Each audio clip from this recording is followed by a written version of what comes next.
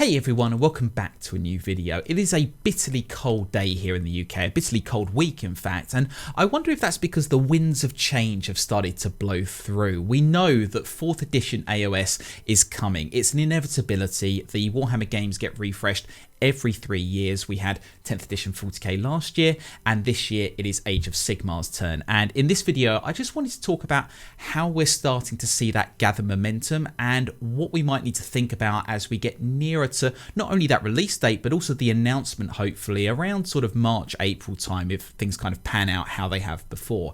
And let's kick off with that announcement, or what's been shown off already. We are getting a brand new series, I guess I should say, of start collecting boxes for Age of Sigmar. 40k had Combat Patrol, which were designed as sort of complete armies that you could pick up and use to start getting the basics of the game or that faction and play off against other combat patrols without having to worry about points or any of the extended rules or even what your opponent necessarily had. It was just a safe space to play around with the hobby. We seem to be getting that with the Spearhead sets. It says straight off the bat that these are meant to represent a balanced fighting force straight out of the box and a way to add a powerful leader or some valuable reinforcements to your roster. That balanced fighting force makes me think that these are designed as similar sort of combat patrol sets designed to be played off against other Spearhead boxes, but it doesn't explicitly say that yet, and I guess that's because there aren't going to be any other Spearhead boxes straight away to play off against. It's going to be just Stormcast versus Stormcast otherwise, so they might mention that as we start to see other box sets come out over the next few weeks and months, but we'll have to wait and see for confirmation. But the set itself is actually a pretty impressive one. So straight off the bat, you get, sorry, I'm going to find the actual front cover there. You get Indrasta, who has been an absolute pain of a hero to get hold of recently. I had to get mine off of eBay at quite a hefty premium, but before, she was part of the original launch set for 3rd edition AoS, and then she went into the Thunderstrike command along with the Annihilators and the Knight Vexillor that you see on the front cover of the box here. So you get those. The whole Thunderstrike command is coming to this set. You also get a Stormstrike Chariot and a unit of Vanquishers, which all in all, I'm thinking about Indrasta's ability to kind of reincarnate units and, the Banner of Apotheosis. I think that is actually a really nice army, for lack of a better phrase, to kind of get used to the different dynamics of Age of Sigmar. And yeah, I think it is actually a really nice balanced force straight off the bat. They've managed to nail that one, I think, certainly. There are also some really cool units. I love the Annihilators. They're hefty, bulky. They are everything I love about Stormcast, and I just think across this kind of set itself, there's some really cool units to kind of build and paint. So the modelling side of it also is quite exciting.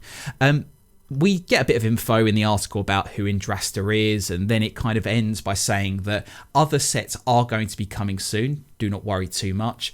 And that the Stormcast one is going to be coming out probably in the next couple of weeks or so. They say it's going to go on pre-order soon, but that usually means probably in the next fortnight or so.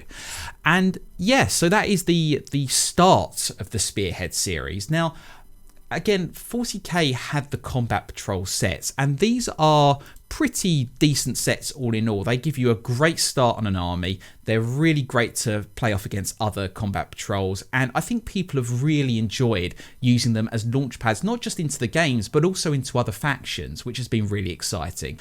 Price-wise, you can see that here in the UK, they're about £95, and they are the same price for any set, regardless of which faction you want to get into, and you'll know in your own local currency what they cost. And this is deliberate because Games Workshop wants people to get into the hobby, to get into these other factions, so they're happy to sort of subsidise some of these sets to get people in at better price points. And I think the Spearhead sets will probably come in at around the same price.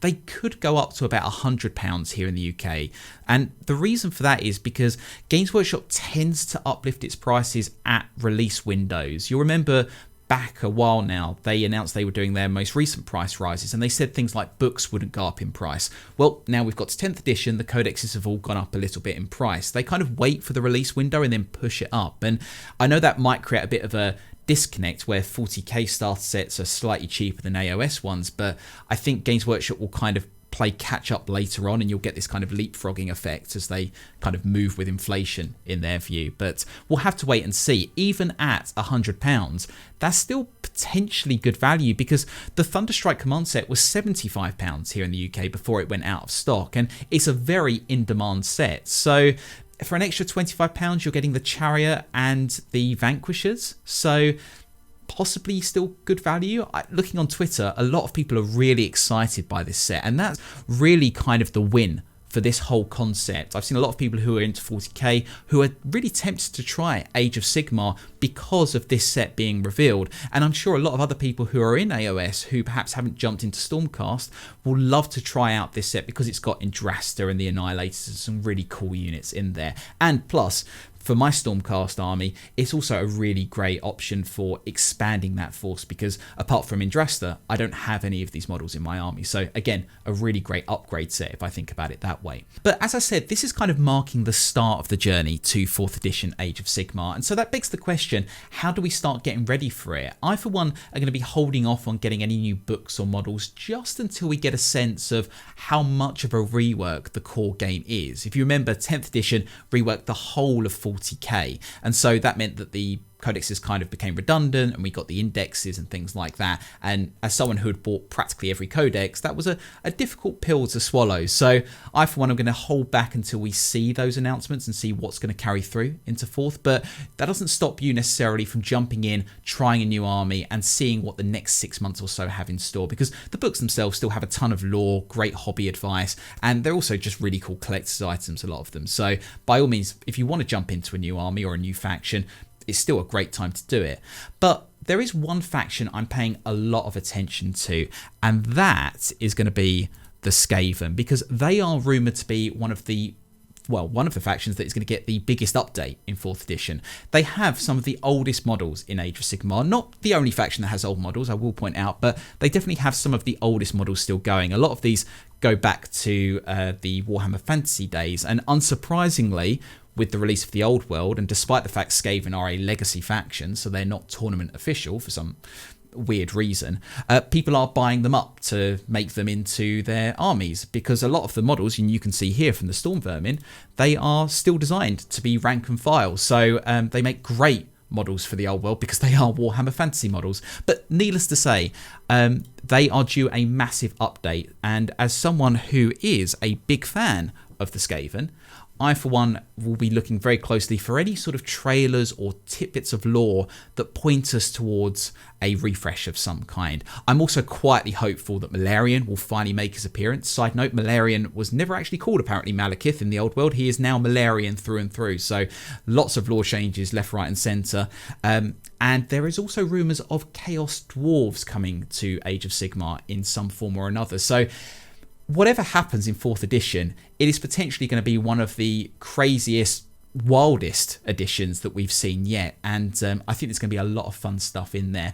And it's all going to start off really brilliantly, I think, with these Spearhead sets that get not just new people into Age of Sigmar, but get us existing players moving about into new factions, which is going to be really cool to see. But yeah, that's kind of the start of the journey to 4th Ed. The starting pistol has been fired, and we will wait and see as the announcements come forth. But I'm keen to hear your thoughts. What are you hoping for with 4th edition Age of Sigmar in terms of models in the starter set, changes to the core game? What's your view on how your army has played in 3rd edition and what you would like to see change with a new edition? And which factions do you think will be first out the gate, excluding Stormcast, in terms of new battle tones, models and things like that? Let me know in the comment section. But as always, a big thank you for joining me today. If you liked the video, click the like button and please subscribe if you'd like to join me for future Warhammer videos, and I hope to see you in the next one. But until then, take care.